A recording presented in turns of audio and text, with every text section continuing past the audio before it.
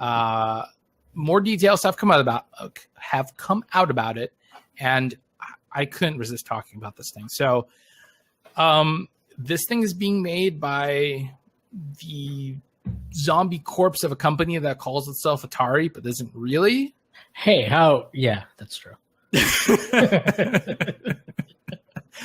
And so basically, we know they're owned by Infogrames now. Yeah, okay. I have no idea who Infogrames. Who's Infogrames? It's a French video game developer. That's all. Okay. They bought Hasbro. Great. Okay.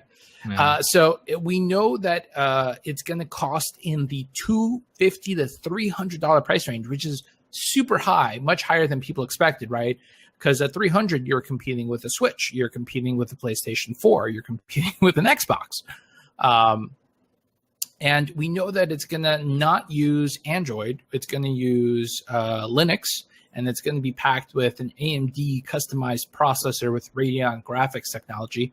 That might sound fancy, but actually both PlayStation and Xbox use, AMD customized processors with Radeon graphics technology, so it doesn't mean anything.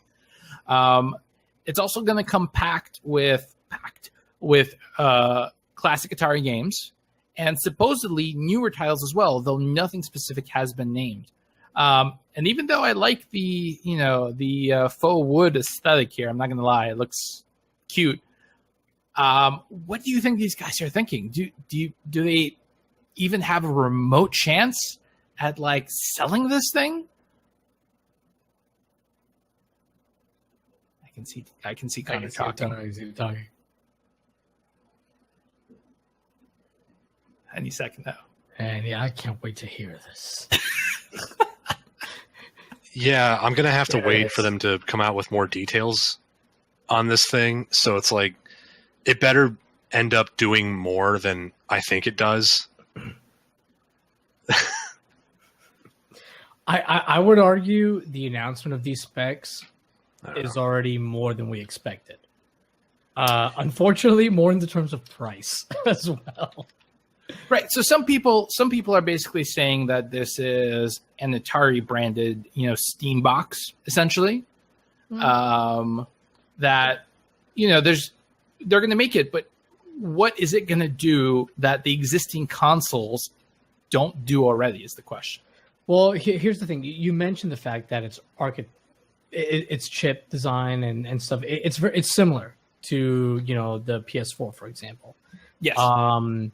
So that would imply that they're going to go for high grade games, but it's running on a Linux based operating system apparently. So right. maybe they're going to play I don't know if you guys have ever browsed the Linux only option or Linux compatible games on Steam. The selection isn't that great. I would assume it'll play those games. Isn't the Steam store itself built on Linux? Because I remember Valve joined the governing body for Linux or something like that to help them. They might have joined it, but listen, there was a crazy drunk summer where I was I'm going to become a Linux guy. And then I saw how few Steam games were available on Linux. I was maybe I will dual boot.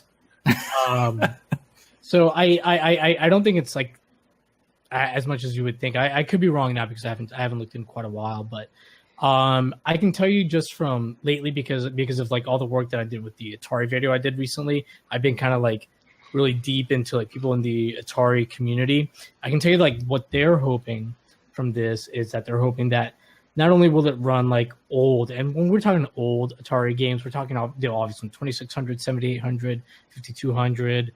There's already things that can run that.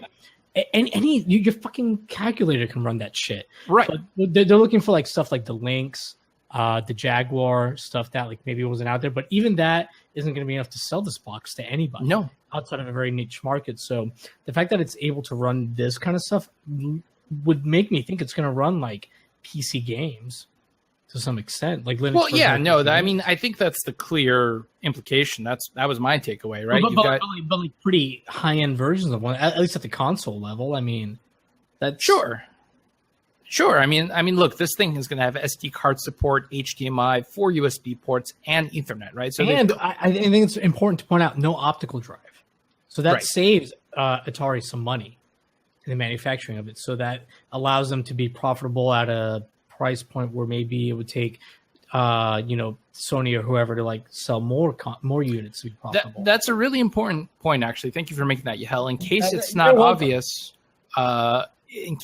obvious, from the pictures, this thing doesn't. There's no cartridge. There's no disc. There's nothing you insert into this console. This thing is, digital, 100% digital, and that actually might turn off a bunch of people, honestly, because unless you've got a really good internet connection at home, you're not. Doesn't it have an SD card? Yeah, it has SD card. SD card, but then you still have to download stuff to the. Unless, but dude, like if it's playing like older games, especially if they're like specifically Atari games, and like, oh sure, those are like a megabyte or there. something. But I guess to your point, what you're saying is like if somebody, because they say modern games very vaguely, right? So if they're playing, I don't know, like I'm sure this won't be one of them, but like what's that Lawbreakers or whatever? Yeah, it's Lawbreakers. Yeah, so because I think that one has Linux support. That game's not doing well, by the way. That game. I know it's not. It's just it's doing really, really bad. Cliff I is saw the fail. not having a good day. Not having a good summer. But I one thing I noticed that was interesting was like they used the old Atari logo. They didn't use the bell bottom logo. Yes. At least from what I could see. So that implies to me that they're gonna really concentrate on like old school Atari games. And I almost wonder. Obviously, this like any console is being advertised worldwide, but maybe this is going to be something marketed more for like European and UK markets, where the Atari ST, the Falcon, those kind of like 8-bit Atari computers were really, really big. Maybe that's an interesting point. The hardware is way more powerful than it needs to be. So I mean, I don't know, man. I'm just trying to figure this shit out because it doesn't make any fucking sense.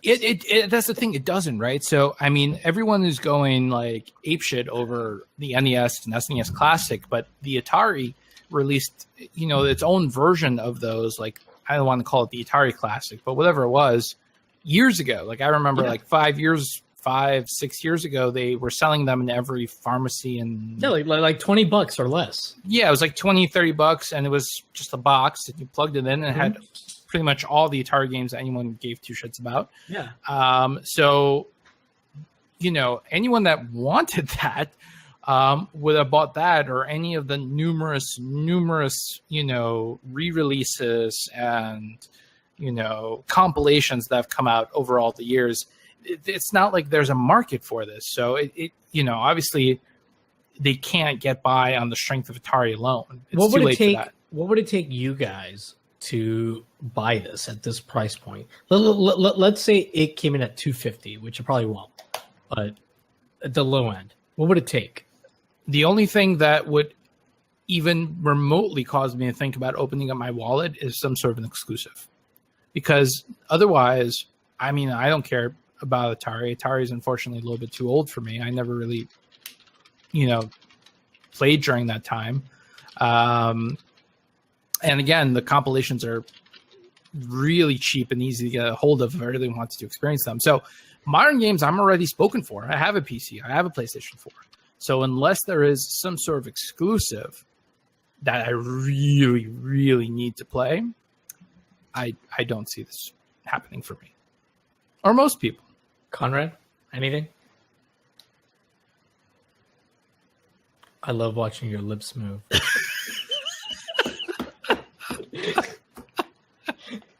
I love the delayed laugh when he's talking.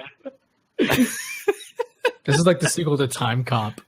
The further, I would say that if the Atari box ends up doing, if the Atari box ends up doing literally everything that the Steam box can do,